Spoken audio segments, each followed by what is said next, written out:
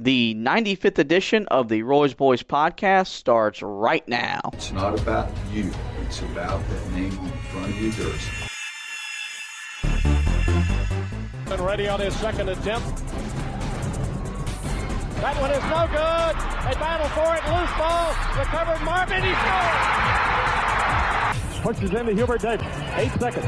Davis trying to get free. Over to Fox. Fox, baseline. Up for the shot. Good. Off the glass. Oklahoma calls timeout. But the game is over. The game is over. Carolina has upset number 1 Oklahoma. With 20 seconds left to play. Goes back to Michael Jordan. Jumper from out on the left. Good. 63-62, 13, 12, 11. Georgetown with one timeout. Fred Brown looking. Oh, way to Worthy. Worthy 5. The Tar Heels are going to win the national championship. Rebounded by Weber. Michigan out of timeout. Weber front court. Carolina with foul. He takes the timeout. They're out of timeout. Technical foul. Technical foul. Brown gets it into Williams. Here comes Williams front court. Williams on the drive. Gets it back out the head. Long outside shot. Short rebounded. No! It's over. Carolina has won the national championship. How about them Tar Heels? They are the national champions. That's it! Make room for 2017. The Tar Heels are the national dadgum champions. That's what it's all about right there. That's on the floor, that's on your shirt, that's in your heart. That's why we're all here. This is the Roy's Boys podcast with your host, Joshua Marlowe. It's it's a number. It means I've stayed around a long time, probably longer than some people want me to stay at places, but that's what it is. Scott Smith came out and said one thing, and I think he's right. He said Dad would be really happy, and I think he would be. But I've never. Is Jones in here? Right. I never even knew this was even close. Was it Winston-Salem this summer? Jones said something about it at the Rams Club meeting in Winston-Salem. I swear to God, I'll never enter another golf ball facility. I thought I was 7,000 numbers away from him. I had no idea it was anything like that. So I didn't even know about it until it was May with the Rams Club meeting, because I don't look at those things. I've been very fortunate.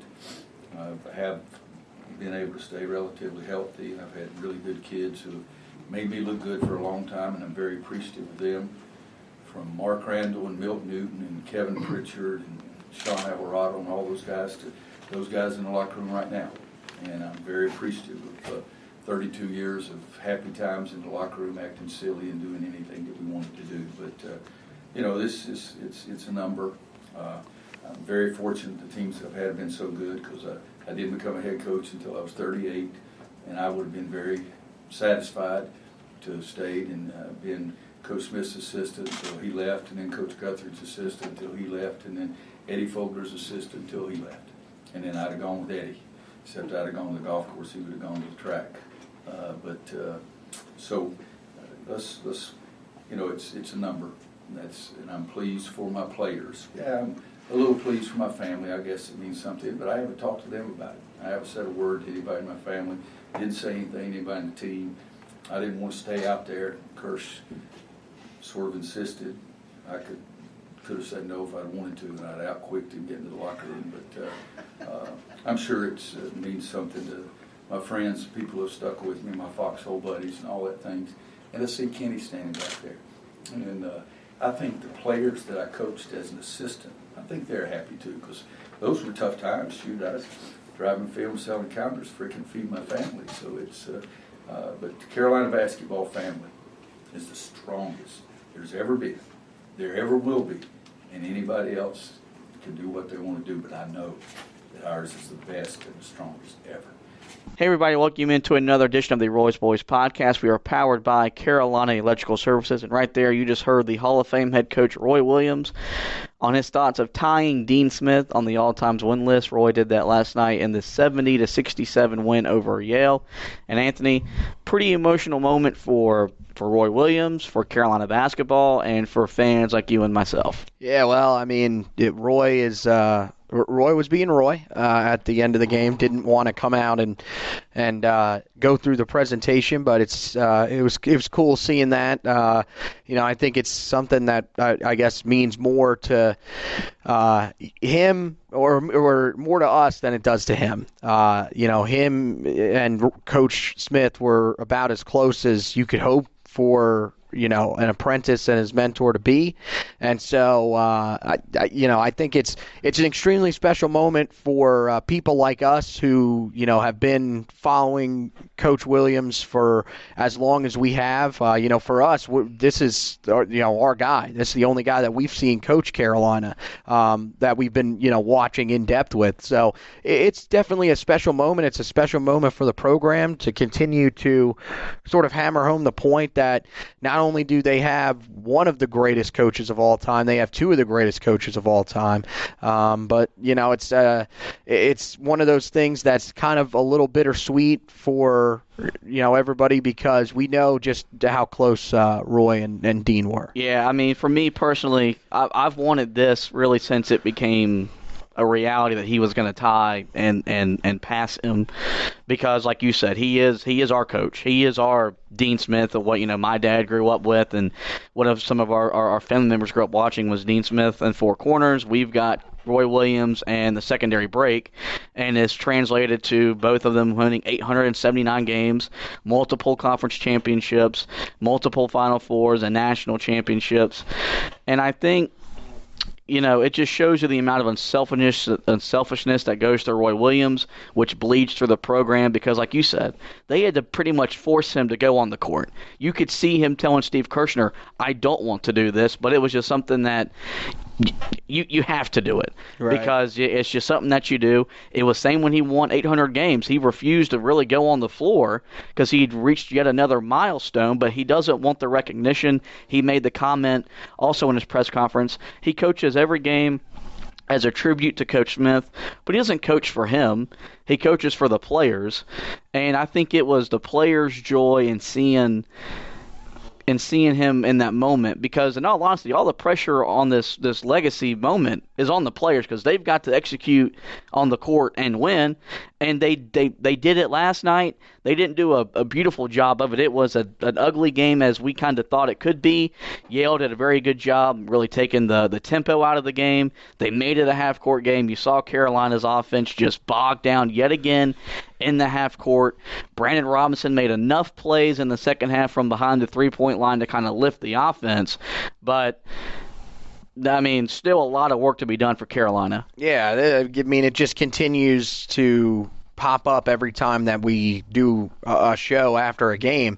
I mean, the team just cannot shoot the ball. I mean, it is not falling for them. Brandon Robinson last night hits a couple of big three-pointers down the stretch, but, I mean, still shot 7 of 18, just 5 of 12 from downtown. So a step in the right direction, but, yeah, just, again, shot selection not the greatest. They were struggling with some of the basic things in the game that you were pointing out last night, like the entry passes, which just continue to be a severe issue for pretty much everybody outside of Jeremiah Francis and Anthony Harris. It was another one of those sloppy games that Carolina was able to pull out a win in. And, the thing is I think at this point we kind of just have to get accustomed to the fact that this is pretty much what it's going to be like the rest of the year. There are going to be, we're going to win a decent amount of games. We probably will make the NCAA tournament, but just about every game is going to be one where you're going to have to grind it out and find a way to win, despite the fact that on the offensive end, you're not performing as well as you would like. Yeah, I mean, I'm right there with you. I've made the comment. You're going to see Carolina play a good stretch of basketball from one media timeout to the next, but then they'll come out of that media timeout, and whatever they just did well, they won't have the ability to continue that, and they will go back to the ways of playing bad, not smart basketball. Jeremiah Francis got his first career start last night, and start of KJ Smith played 27 minutes, so you can tell that his conditioning is starting to pick up as his minutes have started to increase since he's he's returned from injury. Gave Carolina 10 points, 3 of 9 from the field. Wasn't great. Made some clutch free throws down the stretch, 4 rebounds, 5 assists. Was kind of Carolina's energy yet again. You saw some times where he has the ability, and I made a tweet about this, he is so creative off the bounce with his ability to pass the ball and distribute it. It's just a lack of finishing is what hurt the assist numbers. He had 4 or 5 times where he drew 2 defenders, gave one to Garrison Brooks, and his shot got blocked. And a lot of it is, the guy's got to be tougher at the rim with the ball, but I think it's encouraging that Carolina is starting to get penetration into that defense. They just got to start finishing plays. Yeah, I mean, he's pretty much doing everything that you could really hope for from a guy that hadn't played in over 1,000 days. I mean, this is what he's doing right now is pretty much at this point he's having to take this team over from the point guard position. And, again, just, 10 points on 3 of 9 shooting isn't great. I think that, if you go back and look at the stat sheet, if you're one of those people that just really wants to focus on that, you would say, well, this is the guy that you're considering as the leader of this team right now. But just by watching his play on the court and watching, how he plays, 100 miles an hour all the time, he's showing that he's a willing defender on, not the greatest defender, but still a willing defender. But the thing is he's willing to push the floor. You talked about driving the basket. He did that rather often. And there were, my favorite play of the entire night from him was early in the first half, just before the under 12 timeout, where he drives the baseline and is able to just kind of throw one up into the air and it goes in underneath the basket. He's shown some signs of a guy that is going to be a really good player, but you got to remember that this is a guy that really, when he came in the offseason, there was almost no focus on basketball for him. His focus was, we've got to get him healthy to where he can play, not this year. They were thinking next year.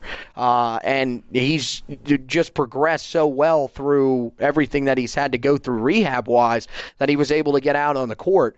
And, Roy Williams brought that up in the post-game press conference afterwards, basically saying that both him and Anthony Harris have just been, he's just blown away by how great they've played, with the fact that they weren't really focused on the court for a while. Their focus was in the weight room, trying to get them healthy enough to even be out on the basketball court.